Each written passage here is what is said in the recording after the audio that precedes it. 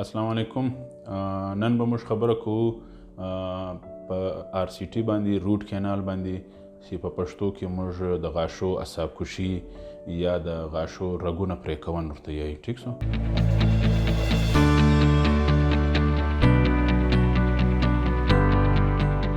زه یم ډاکټر فضل بابر اور زما MBBS MPH اور سی امپلانٹ په د غاښو په ډینټسټري په مو جبړه کې کړی دی اور زه لا د 12 کلوزه سیول اسپتال سنډیمن کې سهار ټایم اویلیبل یم کار کوم اور سیکنډ ټایم په مازګر کې زه القدیر هاسپټل کې خپل پرایویټ پریکټیس کوم.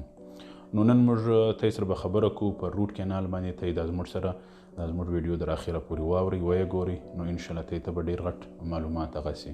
روټ کینال دی چې شی، روټ کینال د غاښو رګونه پرې کون، اعصاب پرې کون، د هغه د وینې او د هغه کوم د دماغ کرنټ راځي هغه ورته ختمونی. دا موږ ولې ورته کوو؟ هغه ټایم چې کله ستا غاښ روټ کینال لذي څه ضرورت وي روټ کینال کون؟ کله چې غاښ ډیر زیاته خراب سي، غاښ چمجی وي، په غاښ کې کډي جوړ سي، غاښ دردونه واخي اور په دې کې مختلف هغه وي، کله چوټ وخوري، کله زور پر وراسي اور کله داسې نور ملټیپل وغیره ډیزیز ورته وایي، له هغه له وجې په غاښ کې ډیر زیاته درد وي. نو د غاښ د بچاوېدن دپاره مریض ته موږ وایي د غاښ مه کاږه، دا یو ډیر غټ نعمت دی د قدرت له طرفه. نو د دغه د بچاو دپاره چې کوم دی موږ ورته د دې اعصاب کشي ور وکړه یا د دې رګونه ور ختم کړه.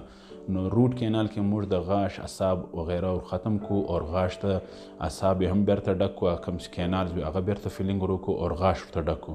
د دې دا فایده یې چې ستا قدرتي غاښ په هغه کنډیشن کې ستا په خوله کې ولاړي اور د دردونه ختم سي. نو ستا دپاره چې کوم دی د خپل غاښ کشن ضرورت نه وي، نو هغه ډیر زیاته ستا دپاره په کانې پینې کې هم فایدې مني یا ستا د شو دپاره په کتن کې هغه هم ډیر هغه اور پلس بیا دا وي چې ستا له وخت سره دې کې کم خرچي هم راسي، ستا بل غاښ لګون هغه خرچ هم زیاتوي. نو روټ کینال له موږ سره ډیر فایدې مني، ډیر ضروري. ډیره مهرباني.